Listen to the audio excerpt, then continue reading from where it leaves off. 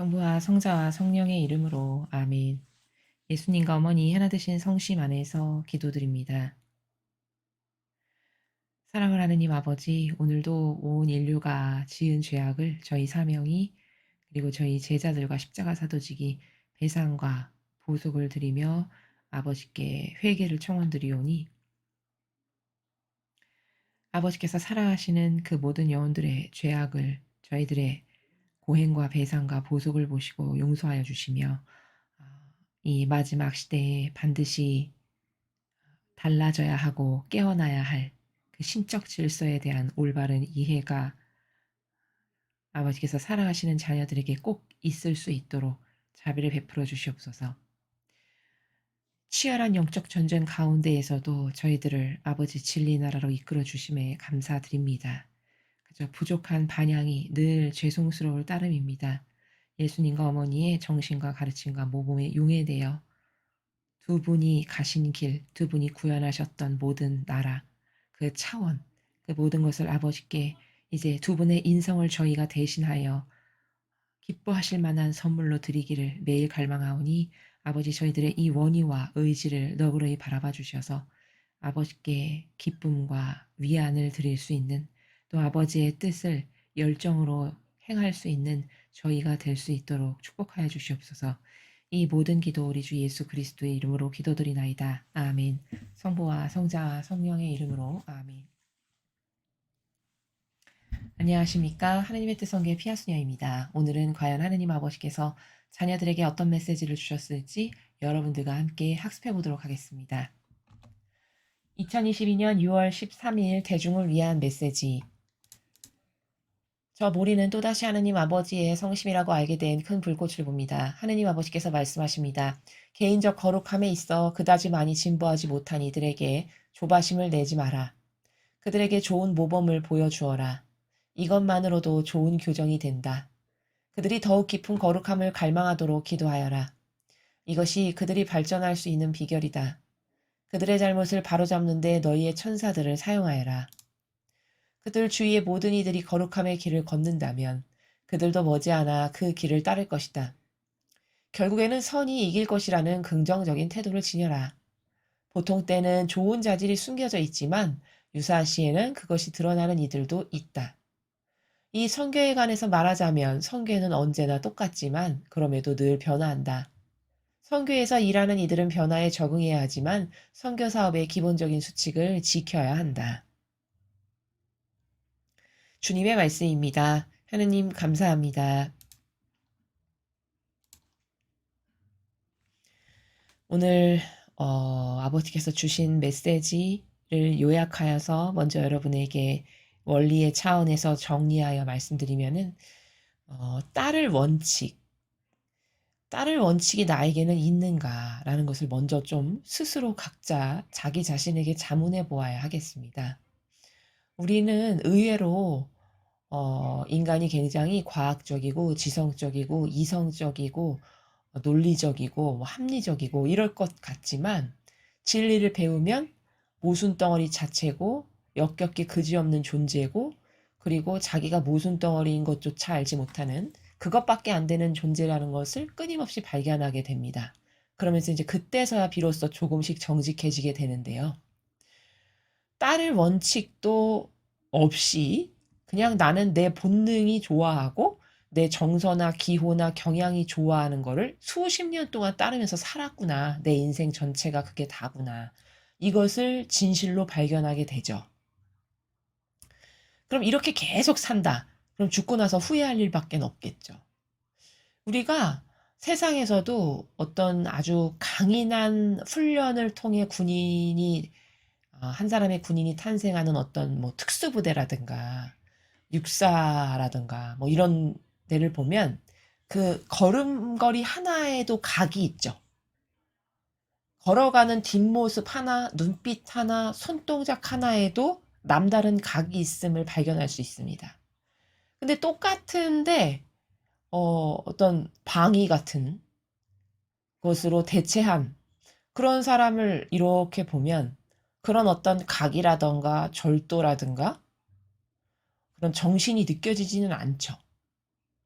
자, 그러면 이것은 무슨 차이일까요? 그 둘의 차이는 따를 원칙이 있는가 없는가의 차이라는 점입니다.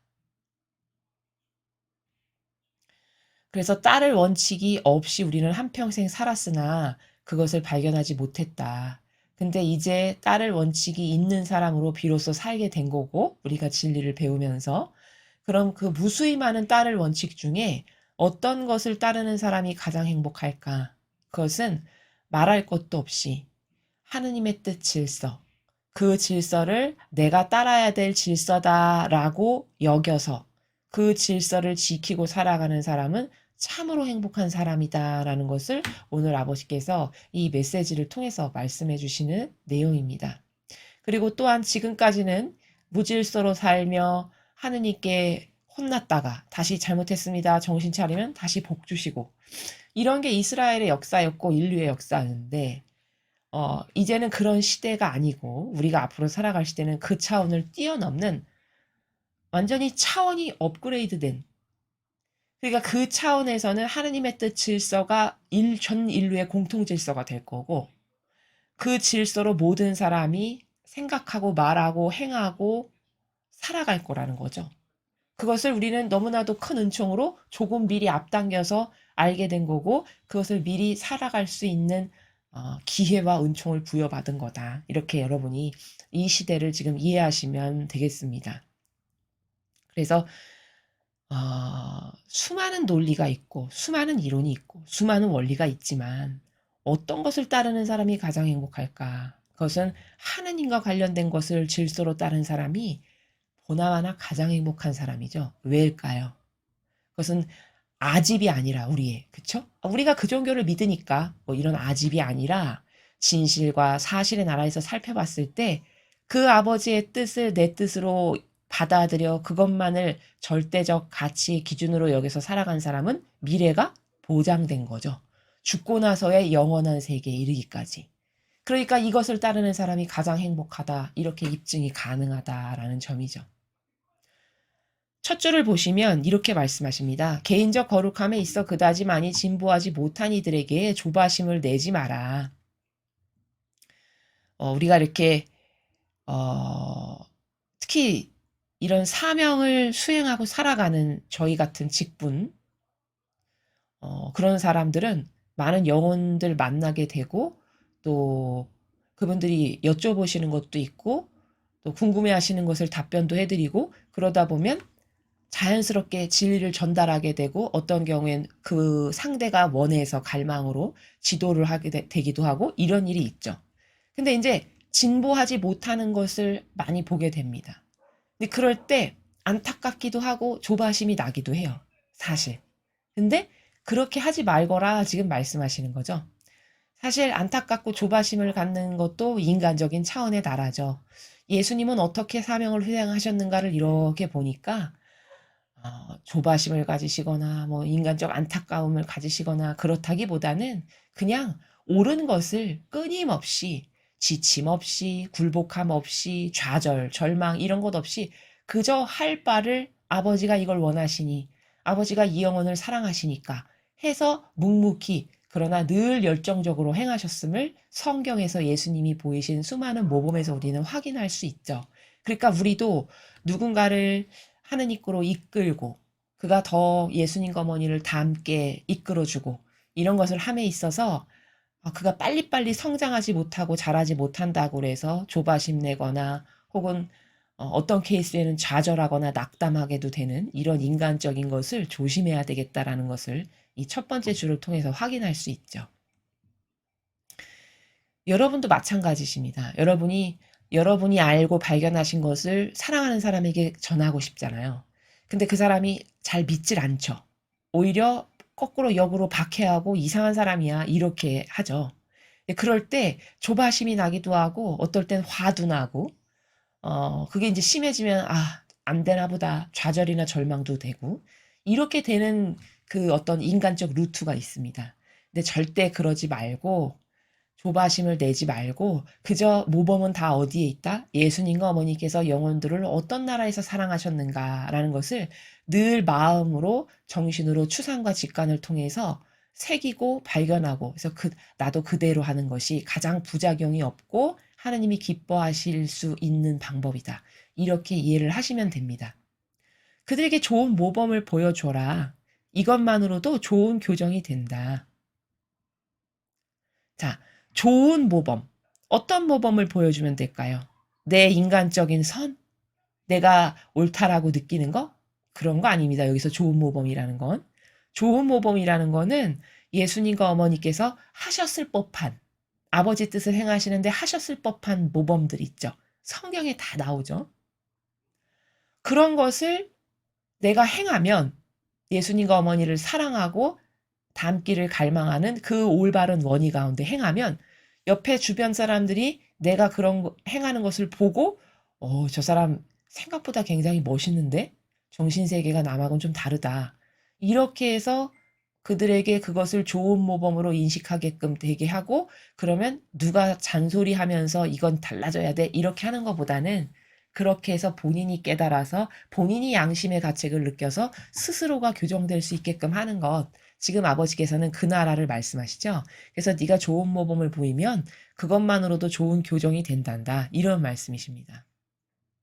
그러니까 뭐 좋은 모범이라면 성경에 나와 있는 예수님과 어머니의 다양한 많은 모범들이 있는데 그중에 배상과 보석을 하셨던 사랑하기 때문에 또 진리를 백성들에게 전하셨던 모범 그리고 저 사람이 지은 죄를 내가 대신 하느님께서 고통스러워하고 힘들어하실 테니까 슬퍼하실 테니까 아버지께 그 고통이 가지 않도록 저 사람이 지은 죄를 제가 대신 배상보속하고 기도합니다. 이런 기타 등등이 다 좋은 모범이죠. 그들이 더욱 깊은 거룩함을 갈망하도록 기도하여라. 이것이 그들이 발전할 수 있는 비결이다. 자, 여러분이 이끌고 싶은 사람, 주변에 사랑하는 사람, 근데 그들이 진실을 알았으면 좋겠고 진리를 발견했으면 좋겠어요. 그러면 그들이 그런 진리를 갈망하고 예수님과 어머니와 하나됨으로써 거룩함을 완성하는 것을 갈망할 수 있도록 여러분이 대신 기도를 해주셔야 됩니다. 그들은 아직 기도할 수가 없어요. 발견하지도 못했고 깨닫지도 못했으니까요. 이럴 때는 주변에 사랑하는 사람들이 여러분이 누군가가 이렇게 됐으면 좋겠다. 저 사람에게 하나님을 알려주고 싶다. 성모님과 예수님을 알려주고 싶다 하시는 그분들을 위해서 여러분이 대신 갈망으로 청원을 드려야 된다는 거죠. 그리고 그렇게 하면 그들이 발전할 수 있는 비결이래요. 그렇게 하는 게. 그러니까 이 말씀의 두 문장에 담겨 있는 원리는 뭐냐면 갈망이 비결이라는 거예요. 사실은 갈망. 여러분 은총 중에 갈망하지 않고도 받을 수 있는 은총이 있냐? 없습니다. 그냥 온 세상 모두에게 주어지는 자비, 은혜의 차원, 그 은혜의 차원은 아무리 악인에게도 아버지가 다 골고루 주시지만 예를 들면 은혜의 차원이라는 건 공기, 물, 뭐 이런 어떤 모두가 공공으로 함께 누리는 자연 이런 것들 있죠. 이런 건 다 은혜의 차원에서 아버지가 거저 주시는 사랑이에요. 근데 은총은 갈망이 없고서는 받을 수 없습니다. 그게 성경에 나오는 원리입니다. 근데 당사자가 갈망할 수 있는 상황이 아니야. 처지가 아니야. 왜? 그 사람이 아무것도 모르고 깨닫지도 못하고 자신이 지금 악에게 점령당했다는 것도 몰라. 그럼 옆에 사람이 해줄 수밖에 없죠. 그런 상황을 지금 말씀하시는 거죠. 그리고 여러분의 갈망이 어느 정도의 질적이고 순도가 높냐에 따라서 그 영혼에게 미치는 영향력은 다 다를 수 있다라는 거죠. 근데 당사자가 아닌 사람이 갈망해도 은총이 들어갈 수 있나요? 성경에 있습니다. 그게 누구냐? 중풍병자는 들컷에 누워있기만 했는데 직접 들컷을 들고 가준 사람은 친구들이죠. 근데 그 중풍병자 나았습니까? 안 나았습니까? 나았죠. 바로 거기에 케이스가 나오죠. 그렇죠? 그 친구들이 갈망해서 데려다 준 거죠. 물론 중풍병자가 마음으로 갈망을 했겠죠. 얼마나 낫고 싶었겠습니까? 물론 마음으로 그도 당사자도 갈망을 했겠지만 그러나 그 주변 친구들의 도움이 없었으면 그 사람이 예수님 앞으로 들컷이 내려져서 은총을 받을 기회가 있지 않았을 거잖아요. 그러면 직접적 갈망은 그 친구들의 갈망이죠. 그쵸? 근데 그 주변인의 갈망이 예수님께 닿아서 예수님이 그 은총을 베풀어 주시죠. 바로 이런 케이스가 성경에 등장한다는 거죠. 그들의 잘못을 바로잡는데 너희 천사들을 사용해라.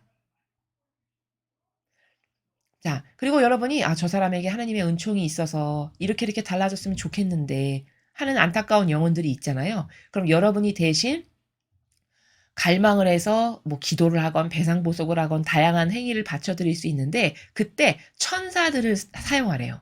여기 사용이라는 단어는 좀 그렇고 천사님들을 사용한다는 게 천사님들께 부탁을 해라. 요 정도로 번역하는 게 더 적절하겠습니다. 그러니까 천사들께 부탁해라라는 거는 예를 들면은 어, 내 자식이 하나님도 모르고 맨날 물질적인 것만 빠져 살고 뭐 아예 관심도 없고 이런 상황이다. 나는 이 진리도 배우고 해서 이 세계가 뭔지도 알고 이 세계로 꼭 데리고 가고 싶어. 그러면 그를 위해서 기도를 어머니들이 주로 많이 하시거든요. 근데 하실 때 어머니들의 수호 천사님들을 많이 부탁을 드려서 그분들의 도움을 받으라는 거죠. 지금 마지막 문장은. 그러니까 다시 말하면 저의 수호천사님, 제 아들 혹은 딸 누구누구가 세상의 수많은 유혹과 악으로부터 보호되도록 제발 수호천사님 도와주세요. 그 영혼을 지켜주시고 보호해주세요. 그리고 그 영혼 안에 세워놓으신 아버지의 계획, 그것만을 꼭 이루어주세요. 이렇게 천사님께 자꾸 수시로 화살 기도로 생각날 때마다 계속 부탁을 드려라 라고 지금 팁을 주시는 거죠, 하나의. 그들 주위의 모든 이들이 거룩함의 길을 걷는다면 그들도 머지않아 그 길을 따를 것이다. 자, 그 다음 또 하나의 비법은 이렇게 기도를 해주면서 갈망으로 동시에 그 사람은 안 바뀌더라도 주변 사람, 다른 가족이나 뭐 이웃 사람 이런 사람들이 자꾸 거룩해지려는 노력을 해. 여기 거룩해진다는 건 많이 설명을 드렸죠. 예수님과 어머니와 하나됨으로써 내가 더불어 거룩해지는 거다라고 말씀드렸죠. 그러니까 여기서 거룩해진다는 건 자꾸 예수님의 사랑 실천을 주변에 하려고 해. 성모님의 사랑 실천을 내가 주변에 하려고 해. 사랑하니까 그들을 위해서 내가 자꾸 희생을 사랑해. 고통을 사랑해. 수용해. 받아들여. 이런 모습을 주변 사람이 그 사람이 본다. 그러면 그도 감화되고 깨닫는 바가 있어서 달라지게 될 거다라는 말씀이죠. 언제 달라질 것은 우리는 모르죠. 그 영혼의 반향의 정도와 순도에 따라서 그 기간은 뭐 길 수도 있고 짧을 수 있겠지만 거기서 우리가 해야 될 건 지치지 말고 포기만 안 하면 그리고 끊임없이 아버지께 갈망으로 청원드리며 수호천사님의 도움을 좀 받으면서 요렇게 하라라고 지금 가르쳐 주시죠. 결국에는 선이 이길 것이라는 긍정적인 태도를 지녀라. 네가 아무리 그 기도가 힘들고 고행이 힘들고 걷기가 힘들어. 그 영혼을 다시 되돌리는 데 있어서 때로는 스트레스도 받아. 인간적으로. 그렇다고 해도 그래서 네가 낙심을 하거나 좌절을 하거나 절망을 해서 포기를 하거나 그러지 말어라. 긍정적인 태도를 지녀라. 왜? 선은 늘 승리하니까. 마귀가 승리하는 것처럼 보이는 건 그건 일시적인 현상이고 아버지께서 허락하셔서 그러한 건데 그게 결과론적이고 결말론적으로도 마귀가 승리할 거냐? 그건 아니라는 거죠. 그러니까 긍정적인 태도를 지니거라. 보통 때에는 좋은 자질이 숨겨져 있지만 유사시에는 그것이 드러난 이들도 있다.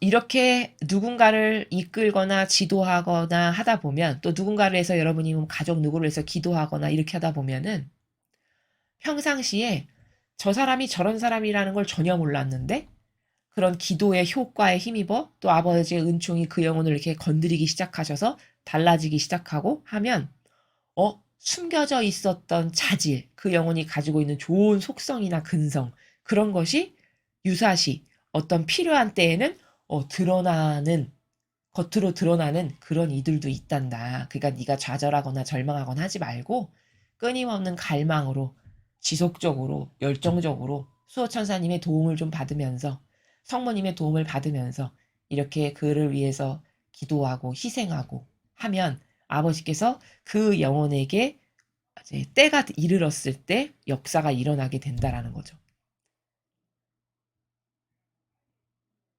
이 성교에 관해서 말하자면 성교는 언제나 똑같지만 그럼에도 늘 변화한다. 자, 이게 무슨 말씀일까요? 똑같은데 동시에 변화한다? 이건 상충되는 말 같은데, 그쵸? 자, 똑같지만 동시에 변한다라는 거는 무슨 말이냐면 나무를 가까이서 이렇게 바라보면 자라는 게 보이지 않죠. 맨날 어제도 봤고 오늘도 봤고 모레도 본다, 나무를. 그러면 자라나는 게 보이지 않아요. 근데 그것을 멀리 떨어져서 그 가까이 가서 다가가지 않고 멀리 떨어져서 오늘 보고 보름 후에 보고 또 보름 후에 보고 해서 이렇게 뭐 나무에 센치를 재도 되고 이렇게 하면 그게 자라나는 게 멀리 떨어져서 객관화를 해서 봤을 때 그때서야 자라나는 게 보이고 또 숲의 나라에서 봤을 때야 봄, 여름, 가을, 겨울마다 색깔이 달라지는 것을 보면서 보여진다는 거예요. 그러나 이렇게 가까이 가서 근시안적으로 눈을 이렇게 마주대면서 뭔가를 바라볼 때는 그게 자라나는 게 잘 보이지 않는다는 거죠. 지금 그 말씀이에요. 그래서 똑같지만 변화도 한다라는 것을 동시에 가지고 있다라는 거죠. 지금 요 아버지가 선택하셔서 메시지를 주시는 요 성교회가 그렇다는 거죠. 속성이. 이것은 성경에 어디에 등장하는 원리냐면 예수님이 제자를 뽑으신 것을 보면은 똑같지만 동시에 변화하셨어요. 무슨 말이냐? 자, 제자 뽑는 기준은 예수님의 그 성심 안에 늘 있으셨겠죠. 아, 어떤 기준으로 아버지의 뜻을 내가 잘하는 영혼들을 뽑아야지. 그게 언제나 똑같지만이에요. 근데 늘 변화한다는 건 무슨 뜻이냐면 시간이 지나면 지날수록 제자 되기가 점점 어려워졌어요. 왜?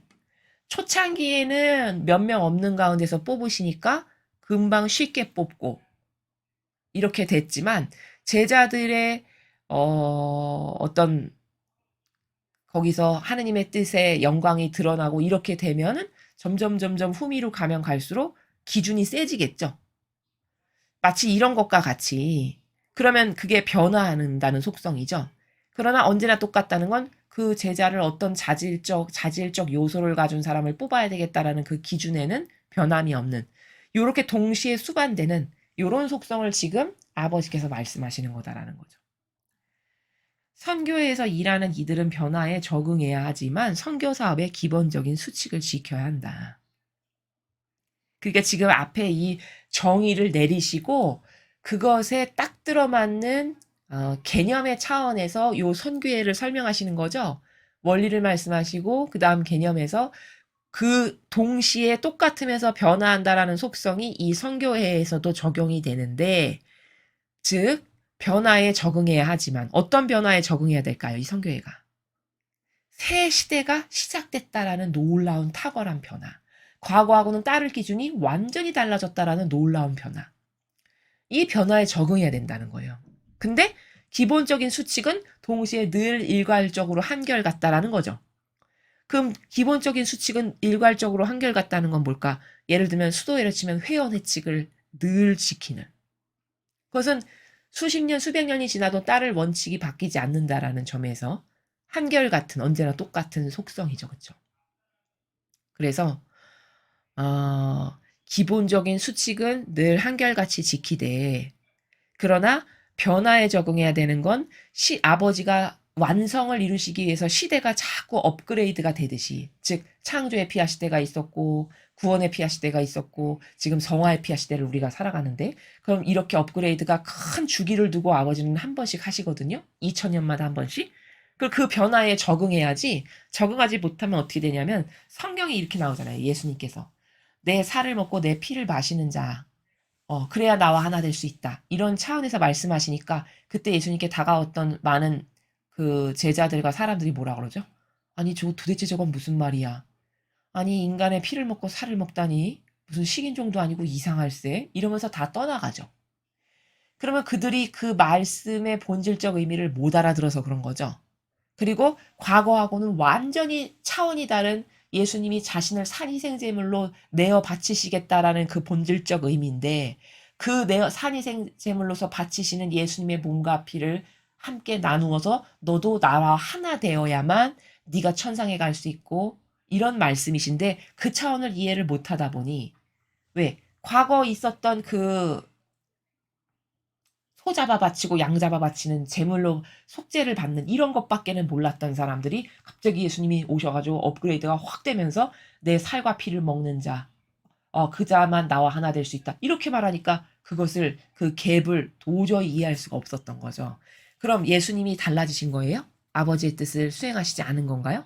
아니죠. 아버지 뜻을 수행하신 거는 언제나 똑같은 거예요. 과거나 현재나 미래나 앞으로도. 그러나 그 수행하시는 방식에 있어서는 자꾸 더 업그레이드 이렇게 된다는 거죠. 지금 그 원리를 이 선교회에서도 내가 적용하고 있다.